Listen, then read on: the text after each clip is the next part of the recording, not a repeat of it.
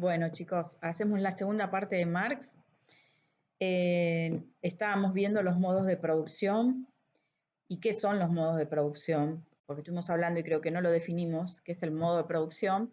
El modo de producción es cómo las sociedades a lo largo del tiempo, a lo largo de la historia de la humanidad, han ido haciendo para poder alimentarse, para poder consumir de la naturaleza y poder sobrevivir.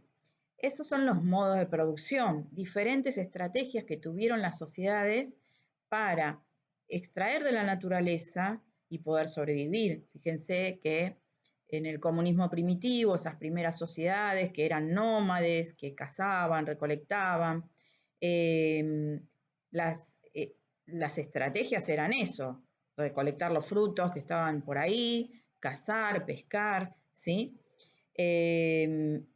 Y esto se ha ido complejizando a medida que el hombre pudo desarrollar diferentes tecnologías, diferentes medios de producción, diferentes herramientas para poder extraer mejor de la naturaleza, de la tierra, del mar, ¿no? Apropiarse de eso, y entonces se ha ido complejizando todo.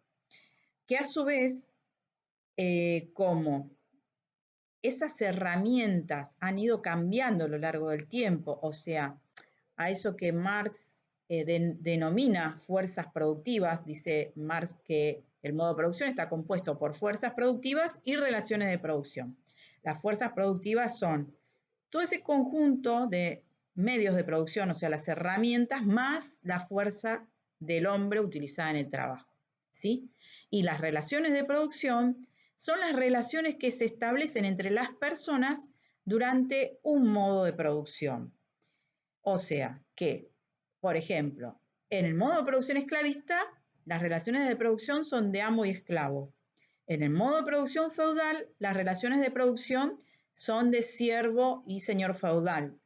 En el modo de producción capitalista, las relaciones de producción son del capitalista o burgués, que son los dueños de las fábricas, y el obrero, ¿sí? O el proletario o trabajador. Es lo mismo. Entonces, Marx dice que lo que avanza más rápidamente en los cambios son las fuerzas productivas, o sea, lo que se compone de las herramientas, de la tecnología. La tecnología avanza mucho más rápido que lo que avanza el desarrollo de las relaciones de producción, ¿sí? Entonces, las fuerzas productivas cambian, se aceleran y hacen que se rompan las relaciones sociales de producción. Hace que esas relaciones, por ejemplo, de siervo, señor feudal, ya no sirvan más y entonces se rompen porque la tecnología avanzó más rápido y necesitan otras relaciones de producción. Esto es lo que sucedió cuando se pasó del feudalismo al capitalismo. ¿Qué era lo que había sucedido? Por ejemplo, había el 90% trabajaban en los campos, ¿sí? Durante el feudalismo. ¿Qué sucede? En las ciudades, pequeñas ciudades, empieza a acelerarse la tecnología, empiezan a crecer las fábricas. Las fábricas necesitan hombres para trabajar, necesitan personas con su fuerza de trabajo que trabajen. A su vez, ¿cuáles son las primeras fábricas que se desarrollan? Son las fábricas de hilado en Inglaterra. ¿Qué era el insumo que necesitaba la fábrica de helado? De hilados. Hilados, no helado de comer, de hilar, de tejido. ¿De dónde se sacaban los hilos? De las ovejitas, ¿sí? Las ovejas, ustedes saben que se esquilan, se les saca la lana y con eso se hacen los hilos, se teje. Entonces se hace la lana, los hilos. Eso fue el insumo para las primeras fábricas de hilado. Pero es necesario que haya muchas ovejas para eso. Entonces es necesario que estén en el campo, es necesario pastar las ovejas. Y entonces, si el campo tiene que estar ocupado con ovejas, no se puede realizar agricultura. Entonces, las personas, en ese momento, los campesinos le alquilaban, le arrendaban la tierra a los terratenientes, a los grandes señores que tenían muchas tierras. ¿Qué pasó? Los terratenientes se avivaron, ¿sí? Entonces dijeron, bueno, esta es la nuestra. Sacamos a los campesinos, les sacamos, no les arrendamos más la tierra, que se vayan, ¿sí? Y nosotros nos ponemos a pastorear ovejita para sacarle la lana y vendérselo a los capitalistas, ¿sí? Que en muchos casos después los terratenientes también eran capitalistas, entonces tenían el negocio completo. Entonces, esas personas, esos campesinos desocupados porque tuvieron que irse del campo, ¿a dónde se van? A la ciudad. Esas ciudades que realmente no estaban preparadas para albergar a tantas personas de repente, ¿sí? Porque en pocos años el caudal de gente que se tuvo que ir a la ciudad fue grande y esa gente que estaba viviendo y acostumbrada a vivir en el campo se tuvo que ir a vivir a la ciudad y vivir en lugares más chiquitos, vivir en lugares o hacinados, ¿sí?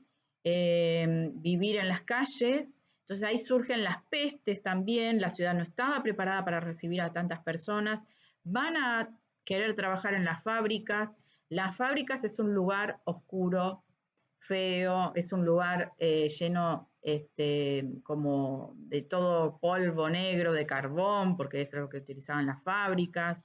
Entonces, es un lugar que cambia totalmente eh, el clima, de donde pasan a vivir del campo, a levantarse temprano para trabajar en el campo, a vivir en el aire libre, a vivir en un lugar oscuro, encerrado, a hacer un trabajo rutinario, un trabajo también que tenían de alguna manera marcado, como yo les decía antes en el otro video, qué era lo que tenían que hacer, ¿sí? Donde tenían un capataz y tenían que seguir todas las directivas de ese capataz. Entonces, les cambia totalmente la vida. Esto es lo que va a criticar Marx, este sistema que deshumaniza a la persona, que entonces que lo hace estar de una manera que no lo deja desplegar sus capacidades creativas, que no lo deja desarrollar como persona, como hombre, porque Marx ve el trabajo como algo bueno, cuando este trabajo le permite al hombre desarrollar todas sus capacidades creativas, desplegarse como todas sus capacidades, ¿sí? No hacer un trabajo rutinario, repetitivo, al lado de una máquina, y que no puede desarrollar y no puede decidir ciertas cosas. Entonces, eso deshumaniza a la persona. En esto, Marx sí coincide con los conservadores, ¿se acuerdan? Pero a su vez, Marx coincide en su crítica al capitalismo con los iluministas, que son críticos de la sociedad de su tiempo, ¿sí? ¿Se acuerdan, no? Los conservadores, los iluministas. Bueno, ahí me fui de tema. Bueno, entonces, la última etapa, donde estábamos, habíamos llegado al modo de producción capitalista, ¿sí? Entonces, Marx va a ver que el capitalista, ¿sí? Va a ser el dominador y están los obreros que son los dominados, ¿sí? Tiene esta visión del modo de producción capitalista. Y a su vez, Marx dice que la sociedad debería llegar a otro modo de producción, que es el modo de producción comunista. Este modo de producción comunista es un modo de producción que no tiene que tener un Estado que domine sobre los otros y que tiene que haber igualdad, o sea, que no tiene que haber división de clases sociales, ¿sí? Porque lo que Marx ve es que hay un antagonismo, una rivalidad de clases sociales, donde en el modo de producción esclavista amo-esclavo, en el modo de producción feudal, siervos, señor feudal, y en el modo de producción capitalista, obreros capitalistas. Hay antagonismos, hay lucha de clases, dice Marx, ¿sí? Hay clases contrarias que se oponen, que unas son dominadas y otras son los dominantes. Es la clase dominadora y la clase dominada, la clase explotadora y la clase explotada, ¿sí?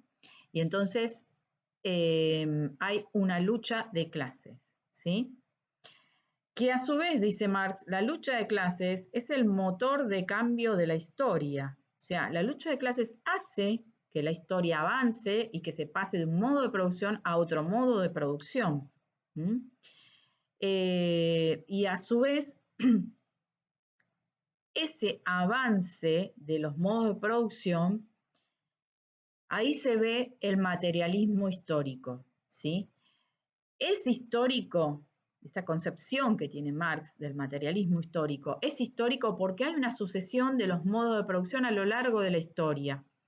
Y es materialista, no en el sentido que nosotros comúnmente llamamos, ¡ay, mira qué tipo materialista! Mira cómo quiere poseer muchas cosas, quiere tener mucha plata. No, no ese es el sentido. El sentido que le da Marx a esta concepción suya es que es materialista en oposición a un filósofo, Hegel, que había desarrollado, es anterior a Marx, pero había desarrollado toda una teoría que no la vamos a ver porque no, ni está en el programa ni tenemos el tiempo para verlo, ¿sí? Pero solamente decimos esto, que Hegel había desarrollado la idea de un ser superior, ¿sí? Que es esta idea que va transmutando, cambiando a lo largo de la historia. Y ese concepto lo toma Marx para aplicarlo al materialismo histórico. Este concepto de que hay algo que va cambiando, por esa idea, la idea de idea que tiene Hegel, Marx la concretiza, la hace concreta en el modo de producción.